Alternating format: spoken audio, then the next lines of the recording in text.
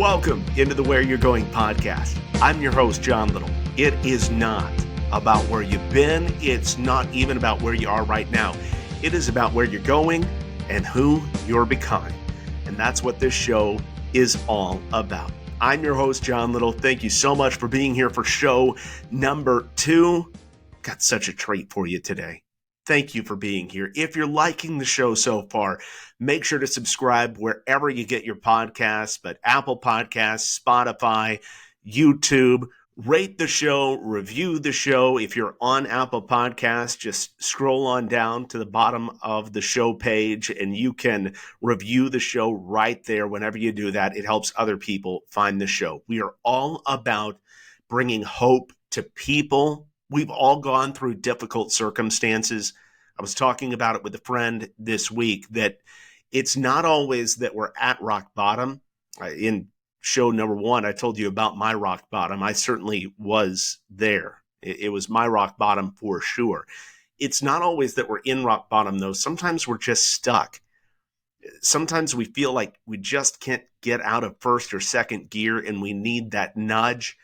I'm praying that this show and all the topics we're going to cover is going to be that nudge you need to take a step forward in your life. And I'm so glad that you have found the show.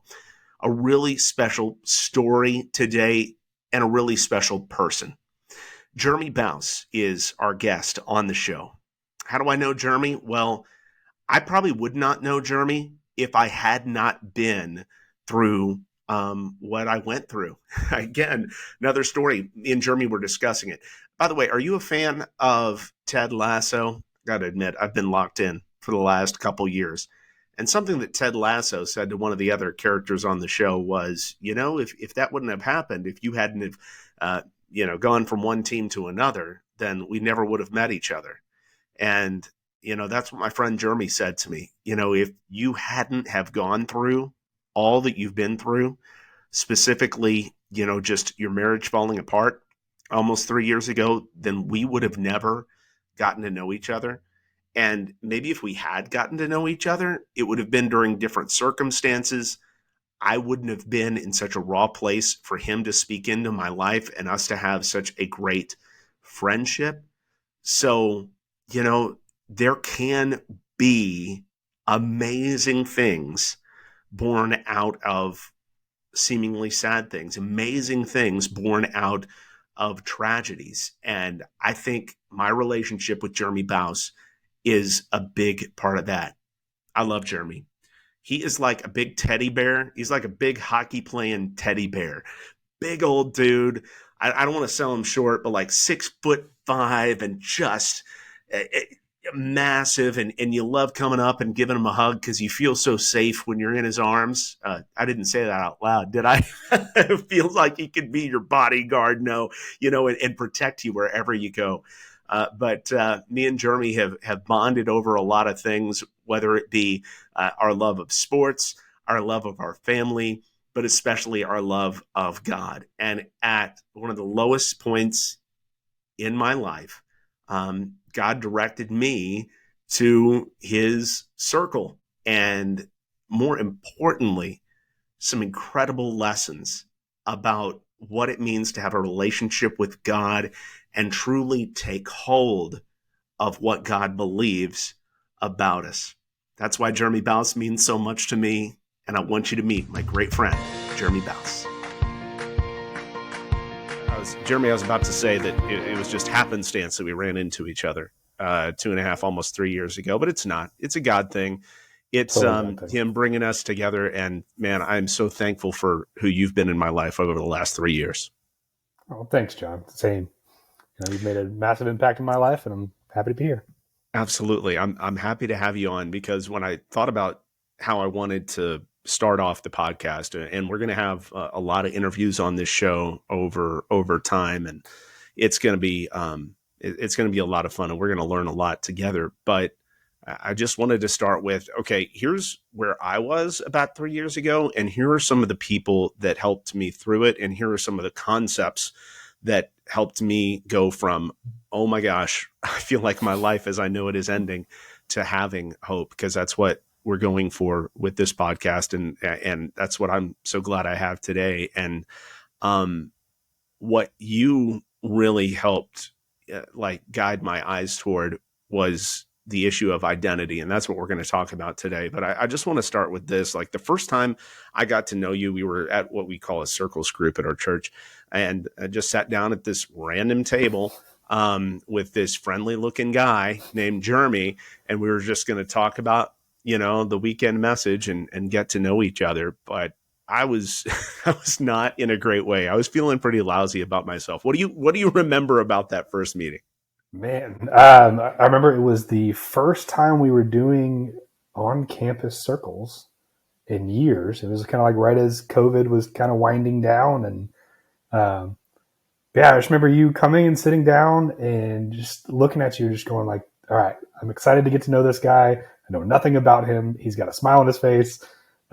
Even if you felt like you were at this bad place, you were like a super approachable person, and you still had a smile on your face. The way that you spoke just was still inviting. Even if you were talking about something that was painful or hard, you were still talking with just an essence of who John is, of who John Liddle is, that it's inviting. It's fun to sit down and listen to and talk to, and easy to sit down and listen to and talk to. And it was Monday evenings at that time. Each Monday evening, I looked more forward to sitting down and talking to you. And when it was not just you and I, and there were more people there, I couldn't wait to get to the end so that you and I could just sit and talk for a while, one-on-one. And that was, those were my favorite moments, is just one-on-one time with John. And so you guys get a chance to kind of be a part of the one-on-one time with John and Jeremy as we look back and we reminisce a little bit, but we look forward as well. I just remember during those times, when I didn't know how to move forward, like you didn't always know exactly what to say, probably, and not all of us know exactly what to say when we want to give hope to somebody, but it could happen this week that somebody comes into our lives and they're like at their wit's end. But you just went back to what you knew, and you went back to truth, and you went back to pouring into my heart and seeing my heart. And that meant a lot to me. Yeah. I mean, I think that was what it was about. You're right. I didn't know what to say. I didn't know what to do. I didn't have the answers. It was more just, I see this person, I can tell that they're hurting, and I see them as somebody that's worthy of love and care and respect and be paid attention to and just listen to and talk to, and kind of let's just figure it out together. I'm not a person that will ever say I know all things about anything. I just love being around people. So that's good, man. And that's like the first step, is just being available. And when we're available to people, God can use us to, just reach others when we get out of the way, but we're available. It's really, really good. So when I was thinking about what to talk about with you, there was no doubt identity and worthiness. That's what I wanted to talk about with you, because that's what I think about when I think about you. But so I just want to start with this. What does that mean to you? Identity and worthiness. How has that been either a struggle or a triumph point in your life? Yeah, I mean, since this podcast is about a little bit about going back to where you've been, so you can look at where you're going. That's right.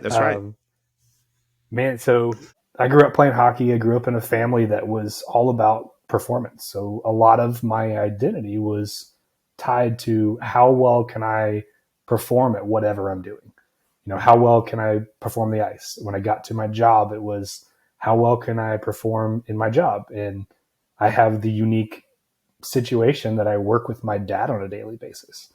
So the idea of trying to figure out what my identity as an employee or as a somebody in the workforce, but also working as a son, I got those two things really twisted in a lot of ways, where conversations that were meant to be boss and employee, I took as father and son, and it got really twisted in my identity of If my dad was mad at me as an employee because I made a mistake, I took that as he was mad at me as his son.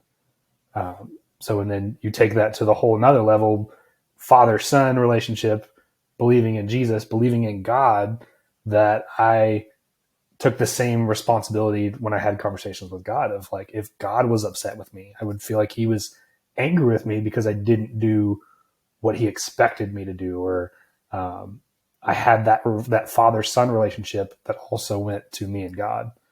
And that took a long time to really unpack and really separate those two things. A lot of it started with having that conversation with my dad of, hey, we really need to set these guardrails of, so I can understand what my identity is when I'm here at work, and I don't get that confused with me being your son. And we kind of set those guardrails of, hey, when we're having a father-son conversation, let's declare that and go, this is a father-son conversation. And when we have a work conversation, let's just say this is a work conversation, and let's not let the two mix. Now he and I can go in and out of those conversations and not have to declare that anymore, because I've grown in who I am and grown in my identity of understanding that my identity does not rest in how I perform at work, doesn't rest in how I perform in my family. It doesn't rest in how I perform on the ice. I don't play hockey very often anymore, but I am on our worship team playing guitar, so it doesn't even rest in how well I do that.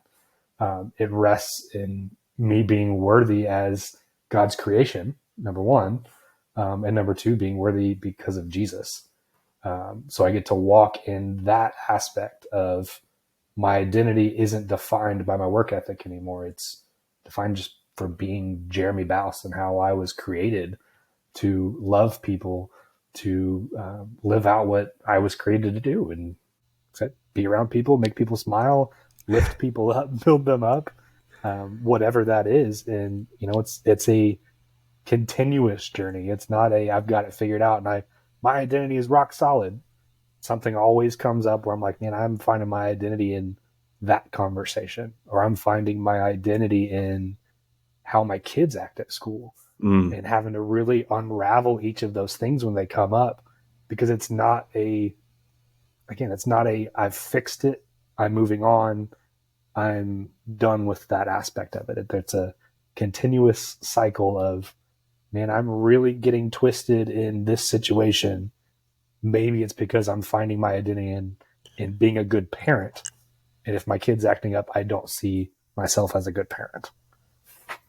Man, that is really good. And it makes me think about my life. And I know it's making everybody think about their life. Like, where do I find my identity, and where do I struggle when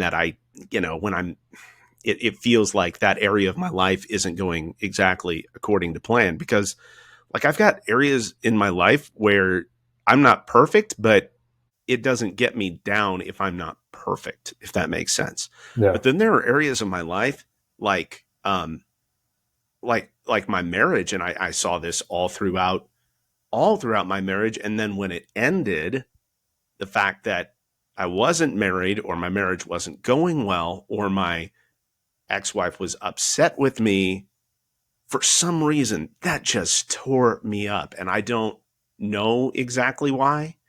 You want to have a heart posture like anybody does, to be repentant when, you screw up, right? Yeah. But it goes beyond that for me. And it's in some way what I'm still dealing with today. And it could be, for anybody. I know work is a big thing for guys. Yeah. Parenting is a big thing for any parent, but I feel like that's a something we stereotypically talk about with women, right? Just like, how are my kids doing and stuff like that. And I hear that what you're saying about your kids as well. Why is that? And it feels like there's a lot of work there with particular things to just let go that part of you that is, clinging to kind of self-condemnation there. I think it's actually tied to, like, we are created to do things with excellence. Like, we're created to do things well. So when we come across something where we don't feel like we're doing it well, we feel like we're missing the mark, we feel like we're not doing it with excellence. So then we go, oh, well, if I'm not doing that with that excellence, I'm not supposed to do that. When we're not supposed to do things perfect all the time. Excellence isn't perfection. It's not lack of mistakes. Excellence is pursuing the best that we can in the moment that we're working in. Like it's the pursuit of, doing what we can in the moment with the talents we have, with the emotional state that we have, the energy we have, all of it. Doing with excellence is trying to step that forward. But I think when we make that mistake and we miss that excellence, I think we can go, man, my identity is tied up in what I should have done versus who I am, and doing it the way that I did it was exactly how I was designed to do it in that moment. And then there are those relationships in our lives that we cannot fix. And for me, you probably have a good idea of what that relationship is that I just wasn't able to fix. And that, what that person thinks of me, eventually I've just got to let go. Right. Yeah. And that is hard, to look past what somebody thinks or what you perceive somebody thinks. And it's an important person to you. So what do we do when we've got a relationship you didn't feel like you can fix? It could be with a parent. It could be with a spouse. It could even be with a kid for some of us. And it's eaten us alive and we know it. And it's become a stronghold in our life. What do we do to get past that? It's a great question, John. I wish I could say I had the go-to answer that this will fix all relationships and everything will be great. But I feel like the ultimate answer to that question is that there's always hope. We believe in the redemptive nature of people. You and I believe in the redemptive nature of humankind because of Jesus. But there is a redemptive nature in people that you have to have hope. Like you have to have hope in what's ahead of you, and you can't not allow yourself to go, this will never change. But you also have to have the ability to set the guardrails of going, hey, if this isn't healthy for me to try to get this relationship repaired, it may not be healthy for them either. So let's find a way to set some distance if we have to figure it out. And it doesn't mean that I don't want the best for you. It means that I do want the best for you. I just can't give you that best of what you feel like you need right now. So I think it is understanding that we can't control them. We can't control their response to how we do things. So we have to go, okay, I'm not responsible for how they feel. I'm not responsible for what they're doing in this, as long as I'm being a kind, hopeful person that believes in the best, hopes in the best, expects the best. And that expectation is like holding them to their best, which is very different than having an expectation of them. Does that make sense? Because I think you can have an expectation of somebody, and expectations they fall short of that expectation. Yeah, exactly. And you hold them in the middle. Yeah. And then you get mad at them for not doing what you expect. But what you're saying is, it's not like you go into the relationship expecting to be let down, if that makes sense. You believe the best about that person, and then if you get let down, you have to let it go. But there's some aspect of just knowing you cannot control what they think and you cannot control what they do. Visiting with Jeremy Baus, good friend of mine. We're talking about identity, and we've talked about, finding our identity in what other people think of us. We've talked about finding our identity in success, whether or not, things are going right at work or with our kids. What about when we let ourselves down, Jeremy? I was thinking about self-judgment.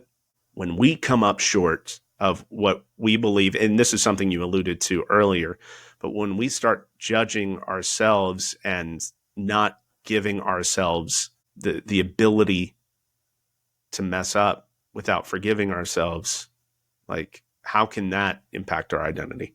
Yeah.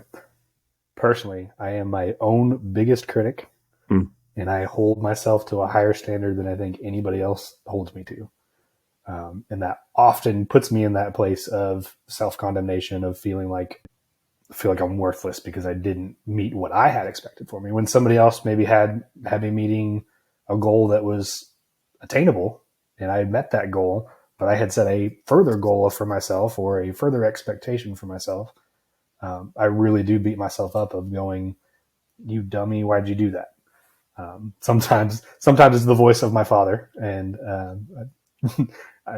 there's some things that I play through my head of what my father said, and most of the time it's jokingly that he'll say some things that I just allow to spin in my head. But that's one of my biggest struggles is self-condemnation when I make a mistake on myself. Whether I expected the house to be clean, or expected when I mowed the lawn to not miss a spot.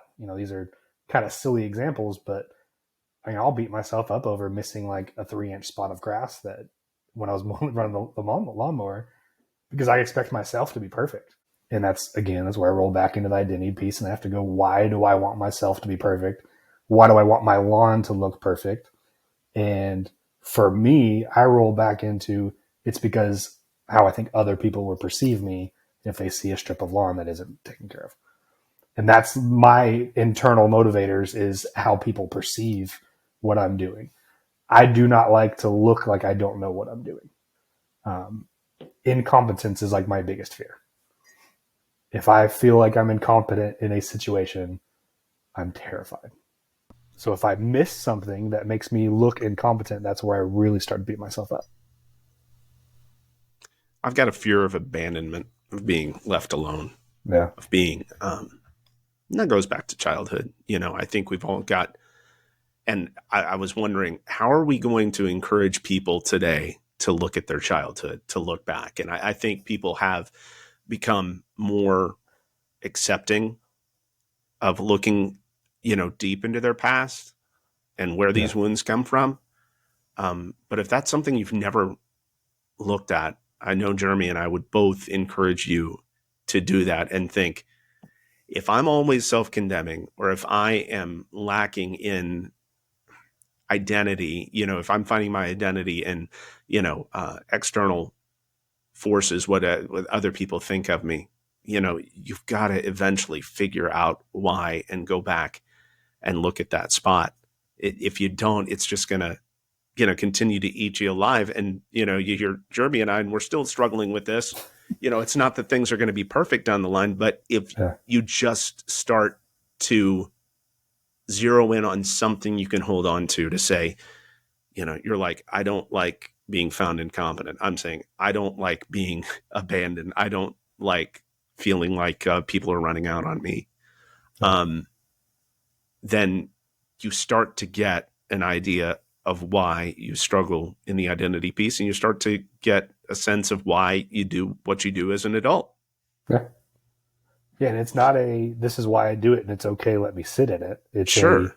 Now I know why. Now I know my triggers. Now I know what ways I can get past it, what ways I can grow through it, what ways I can continue to work through it and find new ways. I'm in such a better place in even that incompetence aspect than I was 2 years ago when you and I met for the first time. I never would have thought that I'd play guitar in front of hundreds of people on Sundays. I never thought I would play guitar in front of anybody. So good. And that was one of my biggest fears of stepping into it, was, what if people think that I'm a phony because I get up there and I play something wrong? Now I get up there and I love it. I love being up there. I still get anxious, but I think it's a good anxious. I think I want to do it with excellence. So I have like this desire to do it well. But if I make a mistake, I've gotten to a place that I don't even show it on my face very much anymore. It used to be like, I'd make a mistake and be like, what do I do? But now I've gotten to a place where I'll make a mistake and I may stop for a second to recompose myself, but I'm not panicked. It's more just hey, I missed that. Cool. Let's get back on track. Let's keep moving forward. And I think that in itself is like a great explanation of finding what your trigger is and being able to know that, hey, when I go off track, it was because of this. I don't have to focus on that. Let's get back on track and let's keep moving forward. But I don't think you can do that until you really realize and decipher or identify what those things are that get you off track. So like, again, for me, mine is incompetence or feeling like I'm missing the mark or not quite meeting what my expectation is or what I think somebody else's expectation is of me. And I can go, man, they probably really don't have that expectation. Let me get back on track for what I'm supposed to be doing right now. It's really good. When I was doing some, thinking back and looking at identity and seeing what I've learned about identity over the last couple of years, I came back to this phrase that is going to be very familiar to you. Identity determines behavior. Who we think we are determines what we do. And so who are you? What is your identity? What can you stand firm in? And for those of us that have a relationship with Jesus, if it's a healthy relationship, our identity is found in the fact that God loves us like he loves Christ, and everything that can be said of Christ can be said of us. That's why I've got this thing up here, that I'm holy, that I'm loved, that I'm righteous, that I'm set apart. I say that to myself. I'm more than enough. That's something I say to myself all the time. And it's not, because of anything I've done. Okay. Yeah. It's to help me feel safe. Like when I feel incompetent, like you were saying, when I feel, like I'm alone, I just have to say this to myself. I have to remember what I truly believe, because then if I get into that identity, then I can walk forward with a little bit more confidence. If I believe I'm holy, I'm loved, I'm righteous, I'm set apart, then I believe I'm accepted, and then I can move forward in acceptance. If I believe that I'm lonely because of the things I've done, and it's all my fault, then my identity is going to be, woe is me. I'm a terrible human. Nobody's ever going to love me. What does that mean to you? Like when you think about your identity, when it's good, what's your behavior? Well, my identity is always good. All right. I believe in I like my that. identity. Okay. Yes. I'm sorry. Yeah. I think that's a good way to put it. Yeah. My identity is like a beloved son and somebody that, my father is well pleased no matter what I do. So when I actually truly believe that, and when I walk that out, I walk in confidence. I walk in knowing that, that I may not have all answers, and that's okay, rather than having to feel like I have to have the answer to everything. I walk with patience. I don't get mad at my kids when they decide to run through the grocery store and knock over a jar of pickles. I don't yell at them and say, hey, it's okay. We're good. We can clean this up together. Don't touch the glass. Let me handle the glass. Sounds like something that happened. No, it actually hasn't, but I can see my kids. But you can see it happening. Got it. Yeah. Not with pickles. Let's put it that way. They've broken plenty of glass pieces. Lots of lamps in our house get knocked over. Oh man. Soccer balls through the living room, knocking a lamp over. The dog running over a cord and pulling the lamp over. It's boy life, man. Boy, yeah, sounds like boys. Fun. They're wild and crazy. One is built like a bowling ball and can probably run through a brick wall, and the other one's just hyperactive and running all over the place. But they're fantastic. So, I mean, I guess even rolling into that, like when I believe that I was created as a beloved son and I was created to be a good dad, then again, I walk in that being patient, being kind, not yelling at them, believing in what God says about them, that they were created for great things that I don't even have control over. But to recognize that my kids are not mine, believe that God created my kids and he appointed me to help raise them, that they are not my kids as a whole. I just have the opportunity to lead them for a while and try to do my best to help them move forward in what they were created to do, to speak identity into them. That way they don't believe something wrong about themselves, that they're broken, that they're not worthy of anything. Like that's a huge one with our 6-year-old right now. He's super hyperactive and he can kind of lose his direction at times. And we've spoken with doctors and got him on some medications that really help his brain slow down. But for the longest time, he felt like he was broken because he couldn't focus. He couldn't pay attention. And so we had to continue to speak that identity of like, dude, you're not broken. Like, buddy, you were perfectly and wonderfully made for who you are, for who you are supposed to be as you become a man and you excel in this world. As you're a child running around and laughing and playing and doing all those things, you were perfectly and wonderfully made for that. So there's even an aspect of like, I have to grab onto it for myself so that I can speak it into my kid, so that my kid doesn't struggle with the same things that I have, of thinking that I'm broken and I'm not worth anything, that I'm only worth something if I can provide something for somebody else. And that's not true. I'm worthy because I was created by God. I was created by the master of the universe is what I believe in. So, but regardless, you were created by something. Regardless of what you believe, you were created by something. You are a masterpiece in what you were created. So in that, you are worthy of anything. Like, you are worthy of respect. You are worthy of honor. You are worthy of kindness. You are worthy of love. You are worthy of affection. Like, you take it to that next level of believing in Jesus. You are worthy of walking into the throne room to be with God because of what Jesus did. Wow. So there's different aspects of worthiness, but regardless of if you believe that or not, you are worthy of love and affection and respect and honor in all places by all people. And you got a chance to hear why I love Jeremy so much and why he has meant so much to me is just when he gets deep into something, he can really dial in on it and just go a little bit deeper and go a little bit deeper and then go a little bit deeper. And that's why I love him. And that's why he's such a good friend. That's why he's such a good husband and a great dad as well. And I just want to call that out, like what you're doing in your kids' lives in saying, hey, I've struggled with identity. You know, I think all of us struggle with identity in a way, but I'm going to be part of the solution for my kids. I'm going to help them know they're worthy. Yeah. And I definitely wanted to go here because sometimes we cannot see it for ourselves. No. Like there were times when I first met you where I could not see it for myself. I just was in like the lowest moment of my life. I didn't know I was worthy. I couldn't see past my faults. I couldn't see past what was happening to me in the moment. And sometimes we've got to be hope for other people and let them know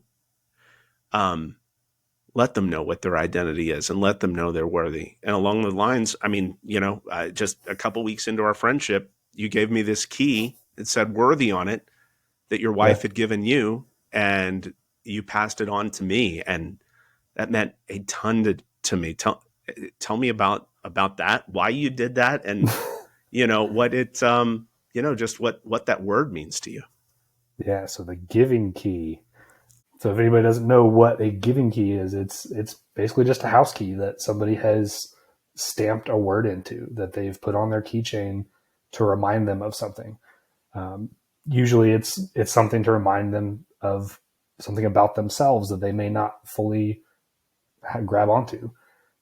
So I was going through a season of not feeling like I was worthy of anything. I had kind of stepped out of a role that I had been in for a while, and I thought that was going to be my forever gig. Like it was going to be, I thought I was going to be in youth ministry for the rest of my life. And nothing bad happened. It was just one of those seasons where it just felt like it was time to step away from that. But I really felt like I stepped away from what God created me to do, and I felt worthless.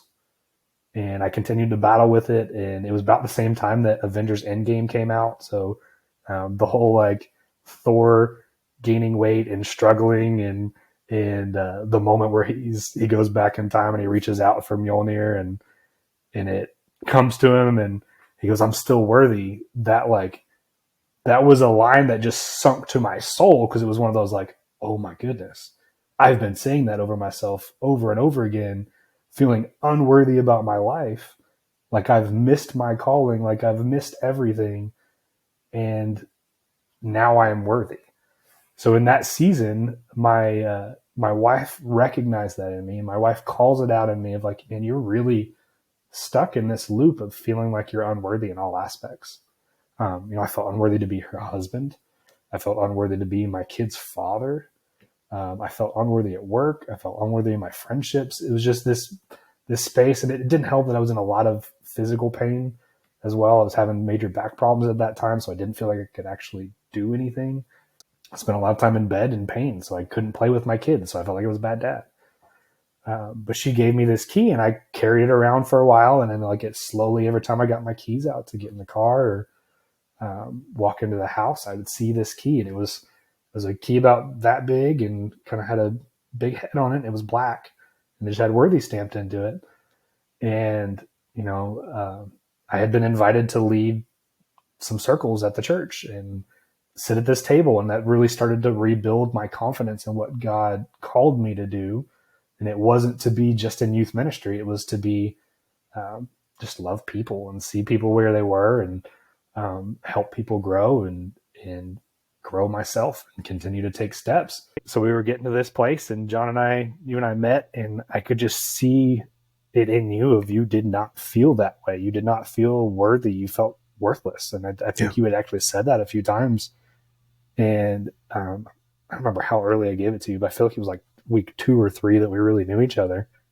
I think that's about right. Yeah. Yeah. And it was, just in my quiet time, spending time processing, praying, meditating, kind of just listening to what the Lord was trying to tell me. It was, hey, you're supposed to pass that key on. That's not yours anymore. That's for John. And from my understanding, that's the entire intent of those keys is you carry it for a while until somebody else needs it, and then you pass it along. So it was a really cool moment for me to go, hey, I'm still working on this and I'm still growing in this, but I don't need the key as a reminder. They need the key as a reminder right now. You need to give this away so that they can receive what you've received. And I feel like that was a really big moment for you and I. It felt a little uncomfortable at first. I'm like, how's he going to perceive this? Is he going to like grab onto it and be okay with it? Is he going to weird it out? But I don't know. What was that like for you to receive that? I mean, that's pretty. It was bold, huge, I guess. because it was pretty bold and I had been talking to like several people about what I was going through, but I don't think anybody had actually recognized what you recognized, like how much I was struggling with feeling worthy. And I did some things that I'm just not proud of. And it would be more like some people would say, that wasn't that bad. Or, instead of, they'd try to address directly what I said I had done to make the marriage, at that point almost come to an end. And they didn't speak to my heart like you spoke to my heart, like that word spoke to my heart, like that word spoke to my heart. Yeah. And I'm not worthy because of anything that I've done or I haven't done. I'm just worthy, we believe, because we were created by God. I don't have to do anything to be worthy of love. I don't have to do anything to be worthy of just the grace that Jesus provides. Yeah. And the mercy, and it's already there. It's already done, and I was born worthy, and I'd forgotten that. Yeah. And so it meant a great deal to me, and I carried it. It feels like for at least 6 months, maybe 8 months. I probably hoarded it a little bit because it meant so much to me. But then I was able to pass it on to a young man that was struggling with some drug addiction, and just kind of in and out of rehab and that sort of thing. And I was just like, man, he needs to see this, whether or not he did drugs last night or if he's on a 3-week good streak, it doesn't matter, man. Yeah. He's still worthy. Yeah. And I know that meant something to him at the moment, and I hope he passed it on to somebody else, because that's what I kind of wanted to leave us all with is no matter if we're struggling or not, what we're going through so we can help somebody else down the line. And so when you feel up to it, when you feel like you are ready to take that step and give some hope away, oh my gosh, it's going to mean so much to somebody. Not to say, hey, I know everything and you don't. And so I want to bestow this upon you. No, just to speak into their heart and say, no, you are worthy. You're going to be okay. I love you just the way you are. I truly do. And I'm here for you. And when we do that, that's when we change lives. People have done that for me. People have done that for Jeremy. And if nobody's done that for you, we want you to know, like Jeremy said earlier, you are worthy just the way you are. Yeah. It does not matter. You are worthy just the way you are right now. And you don't have to find your identity in what you've done or what you haven't done. And there is hope, big time. And we wouldn't be here if we didn't believe it. Nope, not one bit. Jeremy, I can't thank you enough for coming on the show, for being a part of the story, for helping to tell, the story of how we met and, kind of what we've gone through. And I really wanted this to get outside of ourselves and speak to other people. And I think that you really did that today. So thank you so much for that. And I think, people are going to come try to steal my friend because you're an awesome dude and you're a wonderful, wonderful person to know. Yeah, well, I appreciate it. I think the coolest part about it is this conversation even heals pieces of my heart that I didn't even realize had cracks in them. Mm. So I think that's another piece that I would say leave everybody with, of sharing hope with other people increases your own hope. Yeah. It's not a finite resource that you give it away, you don't get it back. You actually multiply it when you give it to somebody else. So I love that. You've absolutely multiplied it today. Jeremy, I love you, man. Thank you again. Jeremy Baus. Oh my goodness. What a dude he is. And we were just talking about it afterward. Like, I just love what he said about, even just giving away hope. There's not a finite amount of hope. It makes me think about, Jesus feeding the 5,000 and the disciples being like, oh, this is all we got. And he's like, yeah, you go feed them anyway. And, God does something amazing when we're ready to give our hope away, even if it's just a glimmer of hope. So whatever hope you've got today, if you got some hope from this episode, please share it with people. That's a way you can multiply it as well. We are everywhere you find podcasts. And so, just share it. Make sure to subscribe and rate and review the show. I've already had a chance to record some awesome interviews. I cannot wait to bring them to you. Just going to run the gamut of what we experience in this life. And it's going to be a journey that we go on together. And I can't wait to do it with you. Thanks to everybody involved in this podcast, including my good friend, Jeremy Baus. Remember, it's not about where you've been. It's not about where you are right now. It's about where you're going and who you are becoming. Visit us online, whereyourgoingpod.com.